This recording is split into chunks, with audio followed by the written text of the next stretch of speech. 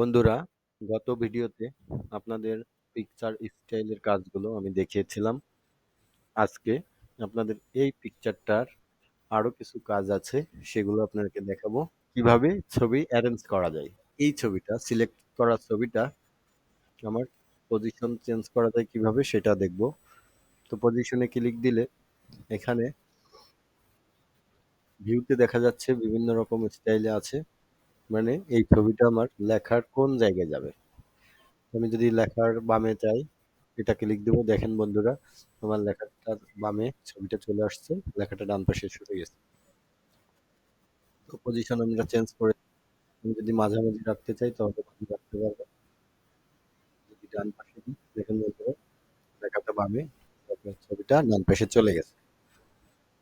এরপরে মাঝামাঝি রাখলেও রাখা যাবে, নিচেই দেওয়া যাবে, নিচেই দিলে আমরা নিচের দিকে এসে দেখি ছবিটা নিচের দিকে চলে আসছে। তো এরপর আমরা দেখবো রাফ টেক্সটের কাজ। তবে রাফ টেক্সট ক্লিক করে রাফ টেক্সটের ভিতর কয়েকটা অপশন আছে: inline with text, square, tight, broad, top and bottom, behind text, in front of text।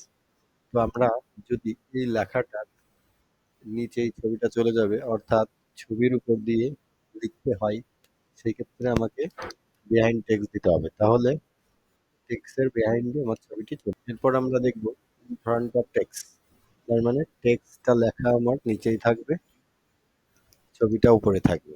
সেক্ষেত্রে in front of text click করলে দেখুন বন্ধুরা আমার ছবিটার নিচে লেখা চলে গেছে, অর্থাৎ লেখাটা আমার হাইড হয়ে গেছে। এটা টপ অ্যান্ড বটম অনুযায়ী থাকবে। তো টপ অ্যান্ড বটম যখন দিয়েছি তখন দেখেন লেখাটা আমার নিচে চলে আসছে। এরপরে ইন লাইন উইথ টেক্সট, তার মানে কোনো টেক্সটে যদি ছবি দিয়ে বোঝাতে হয় তাহলে আমরা ইন লাইন অফ টেক্সট, যে টেক্সটকে দিব সেই টেক্সটে কার্সার রাখতে হবে।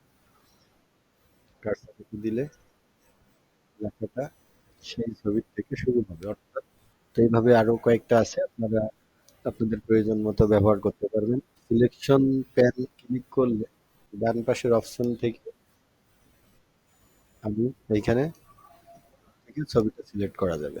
এরপর চলে আসি, এই ছবিটা অনেক সময় আমার বাঁকানো ঢালানোর প্রয়োজন হয়, তো সেই ক্ষেত্রে আমরা রোটেট করবো। রোটেট ক্লিক করলে দেখুন আমার 90 ডিগ্রি আছে। দেখুন বন্ধুরা 90 ডিগ্রি আমার ছবি হয়ে যাচ্ছে, উল্টে পাল্টে যাচ্ছে। তো অ্যালাইনটাই আমার এইখানে সবগুলো হাইট দেখাচ্ছে। আমাকে ছবিটা ইন ফ্রন্ট অফ টেক্সট অথবা বিহাইন্ড টেক্সট করে নিতে হবে। তো আমি এটা বিহাইন্ড টেক্সট করে নিলাম, বা ইন ফ্রন্ট অফ টেক্সট করে নিতে পারি। আমি কোন পজিশনে রেখেছি আপনারা আরেকবার দেখুন, বিহাইন্ড টেক্সটে রেখেছি।